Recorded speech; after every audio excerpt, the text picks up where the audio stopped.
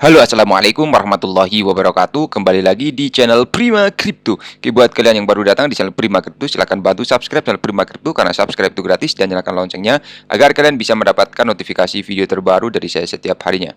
Oke, terima kasih buat kalian yang sudah subscribe. Semoga rezeki makin lancar dan selalu profit setiap hari. Buat kalian yang belum join di channel Telegram, silahkan join melalui link yang ada di deskripsi di bawah video ini, teman-teman. Oke, di kesempatan kali ini kita akan mencoba membahas Luncia atau Terra Classic. Bagaimana kabar kalian, Lunci Army? Semoga dalam keadaan sehat dan cuan everyday. Hari ini tuh Lunci ada sedikit penurunan, teman-teman, 4,40% data dari CoinMarketCap, dan harga saat ini Rp2,2, teman-teman. Volume perdagangan dalam 24 jam terakhir ada kenaikan sedikit 9,69%, dan Lunci masih berada di peringkat 58 ya, teman-teman ya. Oke, sebelum kita bahas lebih lanjut mengenai Lunci, kita pantau dulu untuk hari ini. Global Crypto Market Cap turun 1%, BTC di angka 342.800, Ethereum 24.100, dan BNB masih di 4,4 juta rupiah, teman-teman. Kemudian video ini hanya sekedar sharing, berbagi ke teman-teman semua. Segala keputusan untuk berinvestasi ada pada diri kalian sendiri. Selalu gunakan dana dingin dan bebas ya jika ingin melakukan investment, teman-teman. Jadi untuk hari ini, tim di balik game P2E Terra Classic mendapat dukungan untuk menggunakan endpoint Terra Civita, teman-teman. Tim Garuda Notes di belakang game Play to Earn baru di blockchain Terra Classic mendapat dukungan dari Rex untuk menggunakan endpoint Terra Civita, teman-teman. Rex mengungkapkan bahwa dia telah menyarankan validator independen untuk memanfaatkan titik akhir Terra Civita untuk proyek mereka. Garuda Notes validator Terra Classic independen telah menerima dukungan dari Rexy Horizon, jadi anggota senior grup pengembangan Terra Civita. Rex mengarahkan validator untuk memanfaatkan titik akhir Terra Civita di public node untuk meningkatkan pengembangan proyek mereka di Terra Classic. Menurut tweet baru-baru ini, Rex mengungkapkan diskusi produktif dengan tim di belakang Garuda Nodes awal Senin. Dia membimbing mereka untuk menggunakan endpoint yang dioperasikan oleh Terra Civita di public node. Jadi, suite endpoint ini yang disediakan oleh Alnuts ya, teman-teman ya. Rex menyarankan komunitas untuk mendukung semua proyek yang mencoba memperkenalkan utilitas ke Terra Classic dengan membangun blockchain dan membakar Lunci. Dia mencatat bahwa dukungan tidak boleh terbatas pada proyek yang bervariasi dengan Terra Civita, seperti yang Terraport dan Terra Casino. Menanggapi hal tersebut, tim Garuda Notes mengucapkan terima kasih kepada Rex atas dukungan dan bantuan yang diberikan, teman-teman. Kemudian node titik akhir adalah server komputer yang bertindak sebagai gerbang antara jaringan blockchain dan aplikasi atau layanan eksternal yang memungkinkan aplikasi terhubung dengan berkomunikasi dengan blockchain. Public node adalah rangkaian titik akhir yang dirilis Desember lalu oleh Alnodes dan hosting penahanannya. Jadi penyedia layanan taruhan suite ini dirancang untuk menyediakan titik akhir untuk aplikasi terdesentralisasi yang dibangun di berbagai jaringan blockchain termasuk Terra Classic, Ethereum, Polygon, Avalanche, dan Evmos.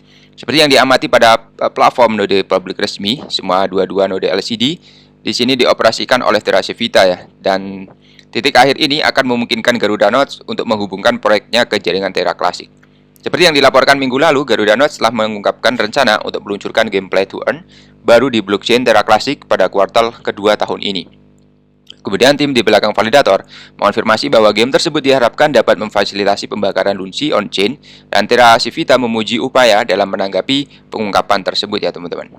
Jadi di sini ada Elon Musk ya, sebut Twitter bisa jadi lembaga keuangan terbesar secara global, teman-teman. Ya, jadi Elon Musk ini kerap dikritik sejak mengakuisisi raksasa media sosial. Mas juga mulai menerapkan banyak perubahan ya pada raksasa media sosial sejak hari pertama akuisisi. Watcher Guru sebelumnya melaporkan bahwa Twitter telah mulai mengajukan izin regulasi untuk memasuki bisnis pembayaran di Amerika Serikat. Dan laporan yang ditayangkan pada 30 Januari menyatakan bahwa platform media sosial Mas sedang menyusun perangkat lunak untuk memasuki ranah pembayaran. Jadi untuk Mas baru-baru ini berbicara di konferensi teknologi media dan telekomunikasi Morgan Stanley, di mana dia menyuarakan tujuannya untuk Twitter di bidang pembayaran, teman-teman. Dan berbicara di konferensi tersebut, Mas menyatakan bahwa Twitter dapat menjadi lembaga keuangan terbesar di dunia dan bagian dari visinya yang lebih besar untuk menjadikan Twitter sebagai aplikasi segalanya. Dia juga mengatakan pada konferensi pada 800.000 akun yang mendistribusikan materi pelecehan ya terhadap anak bulan di Februari ya telah ditangguhkan, teman-teman. Jadi mempertimbangkan sifatnya yang gila kerja dan keinginan untuk mencapai tujuan, Mas kemungkinan bukan orang yang menyerah pada visinya, terutama jika dia membayangkan Twitter menjadi lembaga keuangan terbesar di dunia, teman-teman. Oke, semoga saja proyek dari Twitter ini bisa berjalan dengan lancar ya, teman-teman ya, dan bisa semoga Doge bisa masuk juga ya di Twitter ini ya, teman-teman ya. Dan untuk crypto bull run mungkin sudah dimulai. Di sini pendapat dari CEO One River, teman-teman. Eric Peters, COO One River Digital Asset Management, berpikir kripto bulan ini akan sangat kuat ya, karena akan didorong oleh adopsi institusional. Jadi dalam penampilan baru-baru ini, podcast Ben Peters berpendapat bahwa musim dingin kripto sudah berlalu, menggambarkan penurunan tahun lalu hingga runtuhnya Wall Street pada tahun 1929, juga dikenal sebagai Great Crash ya teman-teman ya. Saya bersyukur bahwa kami telah menavigasi pasar beruang ini, dan itu benar-benar seperti lingkungan kehancurannya pada tahun 1929. Saya pikir fase selanjutnya akan sangat kuat karena pada akhirnya akan memiliki adopsi institusional yang nyata. Peters menyarankan bull run mungkin telah dimulai, menguraikan lonjakan pasar sejak awal tahun, dan BTC menyelesaikan tahun 2022 dengan harga sekitar $16.500 ya. Sementara pada saat ini diperdagangkan sekitar 22.400, peningkatan 35%, bahkan melonjak menjadi $25.000 ya pada bulan Februari.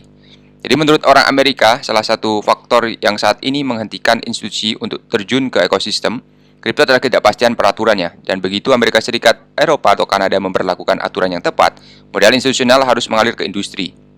Sementara perusahaan keuangan dapat mengintegrasikan teknologi blockchain ke dalam operasi mereka. Jadi Peters melihat beberapa manfaat dari kejatuhan kripto pasar yang menghancurkan pada tahun 2022, karena hal itu memberi orang pelajaran perdagangan yang penting ya. Dia merekomendasikan investor masa depan untuk ikut-ikutan, dan jika hanya mereka siap menghadapi volatilitas dan siklus yang berbeda. Dia menyimpulkan bahwa mereka yang bertahan dan turbulensi mendapatkan keuntungan dalam jangka panjang yang memahami bagaimana perekonomian bekerja secara umum. Kemudian pertukaran kripto yang berbasis di Amerika Serikat, Coinbase mengakuisisi manajemen aset digital One River beberapa hari tanpa mengungkapkan persyaratan dan jumlah perjanjian, teman-teman.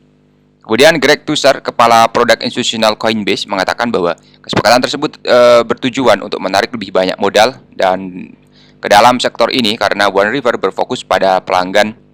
Seperti itu, teman-teman. Oke, kemudian tambahan lagi, di sini ada penggerak pertama Asia, BTC Ethereum bangkit kembali setelah diuji oleh komentar Ketua Fed Jerome Powell, teman-teman.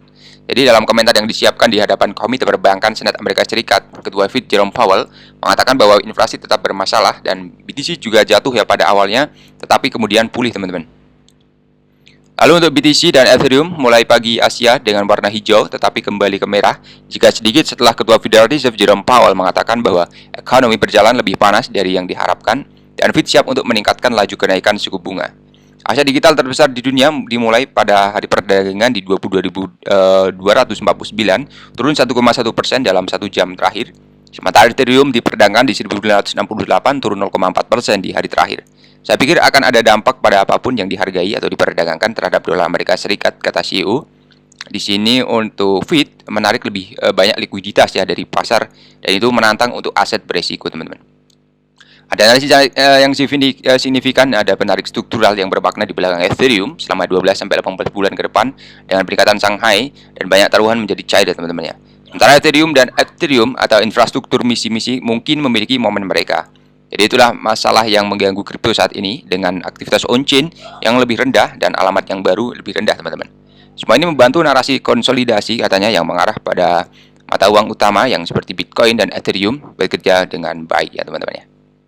Oke, jadi meskipun masih ada beberapa kebusukan dalam industri ya, di sini ada Genesis Capital yang menutup pintunya pada akhir Februari setelah kehilangan $40 juta ya, karena memang kejatuhnya FTX ya, tidak ada menjadi dana terakhir yang gagal, teman-teman.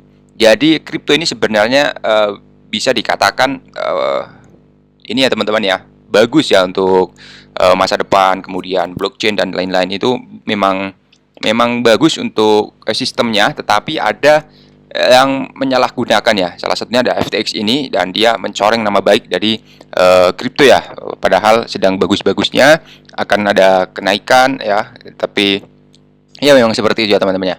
Itu mungkin juga agar menjadi alasan ya untuk si BTC ini terutama bisa koreksi, kemudian nanti ada yang ngepom-pom lagi, ada ya, seperti itu ya, teman-teman. Memang tidak akan selalu naik, tidak selalu turun, dan tidak selalu sideways ya, teman-teman. Jadi tetap ini ya, teman-teman ya, fokus saja ya. Jadi selama kita gunakan investasi menggunakan dana bebas ya, kita akan tetap merasa aman. Jadi Alam menyebutkan BTC diperdagangkan di atas 20.200 harganya pada 2 November dan hari FTX runtuh ya.